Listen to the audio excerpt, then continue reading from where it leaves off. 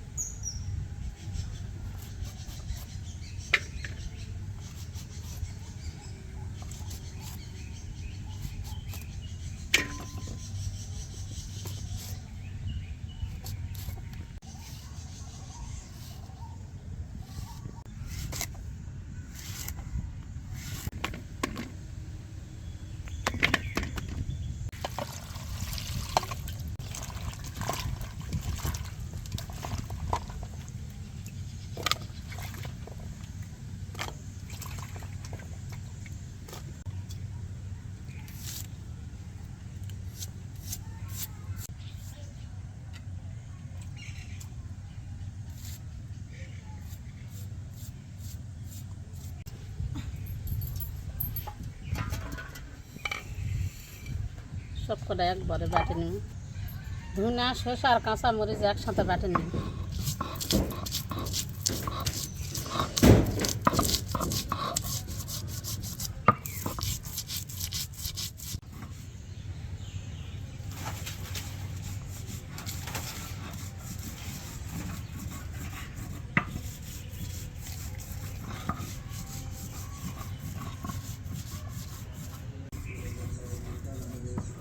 খাসিটাকে একটু পাতা পেয়ে রেখে লাইতেছি।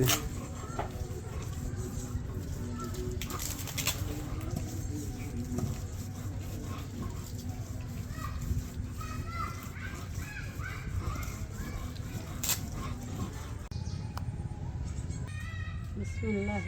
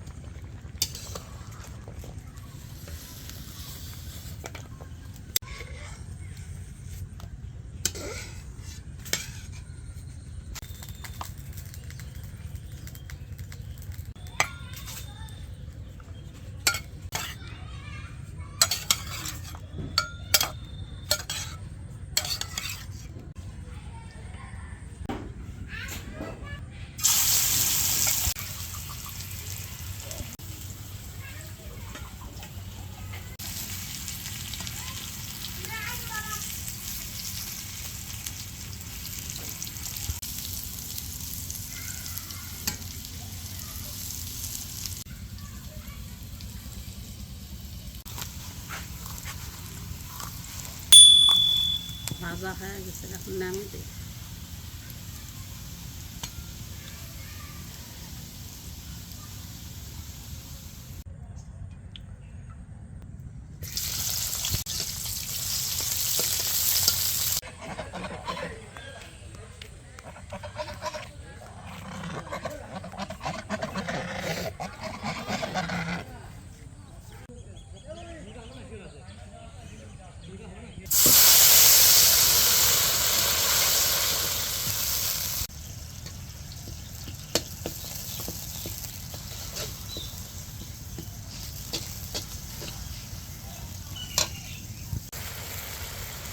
বিশাল ভালো লাগছে মরিচের গুঁড়া শুনবে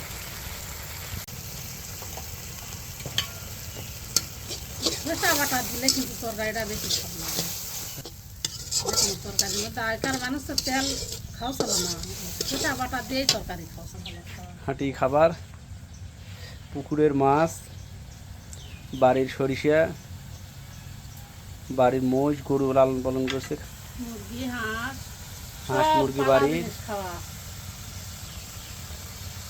সব পালা জিনিস খাওয়া ওই জন্য আয়ুও বেশি ছিল, আগের মানুষ বাঁচিতে বেশি দিন রোগ বালাইও কম ছিল, এত রোগ ছিল না। না শসা বাটাতে তরকারি আমাকে ছিল কি স্বাদ তরকারি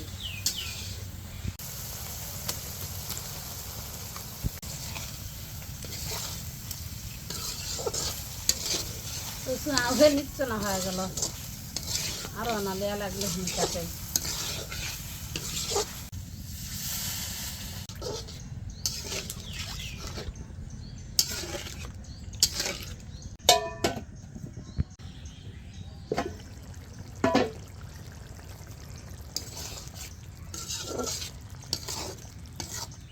নামে দেওয়া লাগবে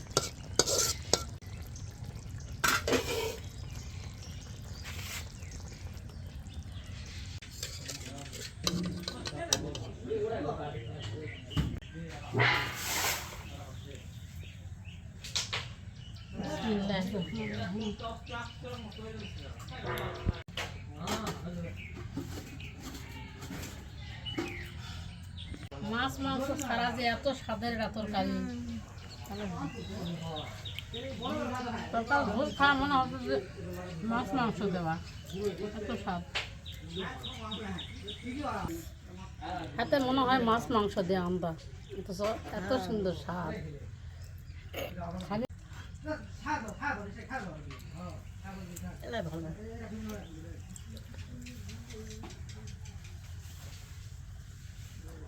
স্বাদ লাগলো ভালো